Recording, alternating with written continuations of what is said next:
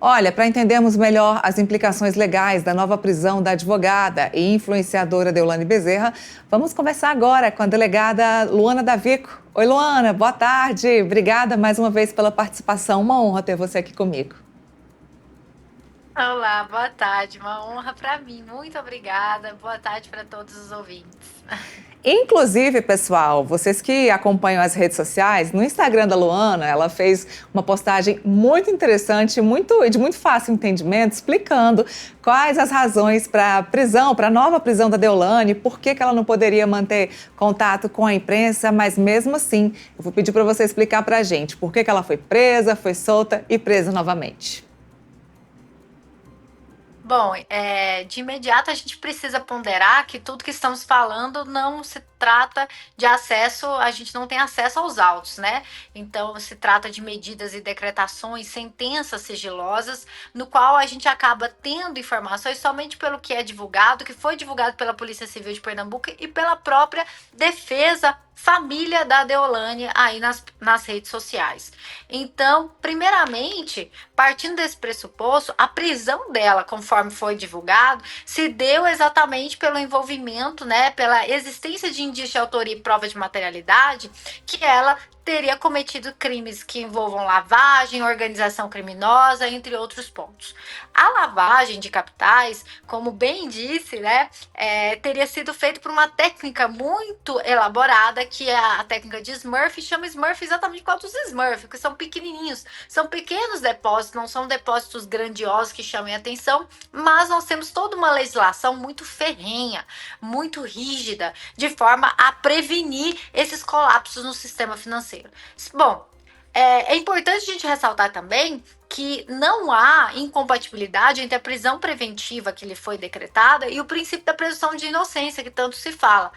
A presunção da inocência, ela vai acompanhar o devido processo legal da Deolane até o trânsito em julgado da sentença, mas a prisão preventiva, ela teve a opção aí, pelo que foi veiculado, de garantir a ordem pública, em razão da sua influência, em razão dos milhares de seguidores, pela utilização das redes sociais para aí a prática do crime, possibilidade de influenciar em provas e de reiteração criminosa, de acordo com o que foi divulgado. Acontece que desde o momento da prisão da Deolane já se veiculava e já se sinalizava a possibilidade dela ir para a prisão domiciliar. E não porque ela é privilegiada, nem porque é rica ou famosa, nada disso, mas por causa de um artigo do Código de Processo Penal, que é o 318. O 318 e o 319, que foram as bases das decisões nesses dias do Código de Processo Penal, ele dá para mulher que seja mãe de criança até 12 anos de idade, a possibilidade que a gente chama de prisão domiciliar humanitária. Não é voltada exatamente a um benefício para a mulher, mas sim para a criança ter a presença da mãe ali dentro de casa. Essa condição é importante a gente perceber que ela é uma condição objetiva, ela não se comunica, por isso que a mãe da Deolane continuou presa, porque é uma condição que só a Deolane sustentava. E isso, pessoal, acontece desde a alteração em 2016. Nós tivemos o mesmo entendimento quando da mulher do Sérgio Cabral em 2017 e tivemos um HC coletivo em 2018, estendendo o benefício da prisão domiciliar para todas as mães de pessoas até 12 anos de idade. Só que uma vírgula aqui, né? Porque é importante falar. Óbvio que pode perder ou não ter direito a esse benefício se você cometer o crime contra o seu próprio filho, ou por meio do seu domicílio, ou em diversas outras situações, como crimes com violência ou grave ameaça. Aí você acaba perdendo essa possibilidade do benefício. Só que esse benefício, né, ele não foi dado somente, olha, você vai para esse regime de cumprimento de pena, né? Ela não foi posta em liberdade, é importante falar isso. Ela foi para uma prisão domiciliar, ela continuava presa. Você tem que cumprir certos requisitos. Colocou-se lá a tornozeleira nela, que foi o que todo mundo viu, e já saiu de lá ciente. Afinal de contas, ela fez postagens e manifestou-se dessa forma, de que ela não podia acessar as redes sociais, nem dar entrevistas, se comunicar sobre o caso. Sobre o primeiro, que é acessar as redes sociais, a maioria dos juristas compreendem e entendem compatível, uma vez, como eu expliquei, que ela utilizaria das redes sociais para a prática, né, dos crimes que ela está sendo aí acusada. Bom, Agora, quanto a essa incomunicabilidade, impossibilidade de falar com a imprensa, isso causou um grande burburinho de vários lados, vários juristas, várias pessoas, e você vai ter posicionamentos tanto contra quanto a favor. É importante a gente falar que não tem ainda uma decisão se isso está certo ou se isso está errado. Como tudo no direito, você vai ter linhas a favor e linhas contra dessa impossibilidade dela falar sobre o caso. O fato é que ela tinha a possibilidade de discutir essa norma, essa imposição do 319 dada a ela de forma legal, discutindo inclusive se o 319 permitiria as chamadas cautelares inominadas. Do que eu estou falando? Se eu posso dar uma medida cautelar que não está escrito na lei, porque, gente, acredite ou não, essas medidas não estão descritas na lei. Só que o STF ele já permite desde muito tempo a aplicação de medidas que não estão ali dentro da lei, mas que sejam razoáveis para o caso. Ele fez isso no caso do Daniel Silveira, o STF fez isso no caso Roberto Jefferson. Então, mais uma vez, não é uma exclusividade do caso Deolane. E por mais que a gente tenha corrente contra, o STF já tem pacificado essa possibilidade dessas cautelares. Então, ela poderia ter discutido a cautelar de outra forma, enfim, mas ao sair da prisão, ela descumpre as condições. E aí, o artigo 282 permite que o juiz decrete a prisão. Mas outro burburinho, porque o caso da Deolane ele tem que gerar vários burburinhos, né? Qual que é o burburinho de agora? É que o 282 de fato diz que essa prisão deveria ter sido decretada em último caso, que a possibilidade seria de tentar substituí-la, acumular com uma nova medida, ou mesmo dar um prazo, né? Abrir um prazo de defesa para que ela explicasse o comportamento dela. Agora, ninguém aqui, nenhum jurista, a não ser quem teve acesso aos autos, pode dizer que o Judiciário de Pernambuco não analisou essa situação, mas chegou à conclusão da prisão.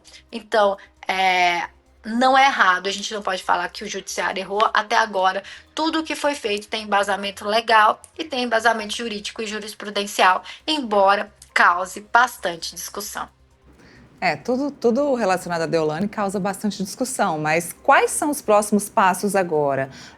O que a defesa dela pode pedir? Eles podem conseguir um novo habeas corpus?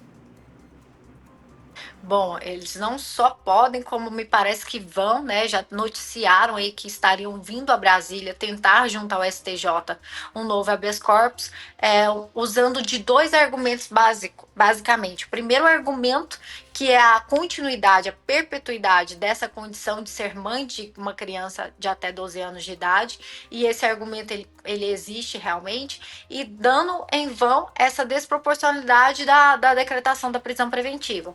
Mas isso aí vai caber a análise do STJ realmente entender ou não se é razoável decretar novamente a prisão dela, retirando o direito de domiciliar, ou se atende, né, se fez certo o Tribunal de Justiça de Pernambuco, justificou e fundamentou por que não outras medidas e que a prisão preventiva seria a única saída para que ela não descumprisse ou para que ela continuasse não influenciando as investigações.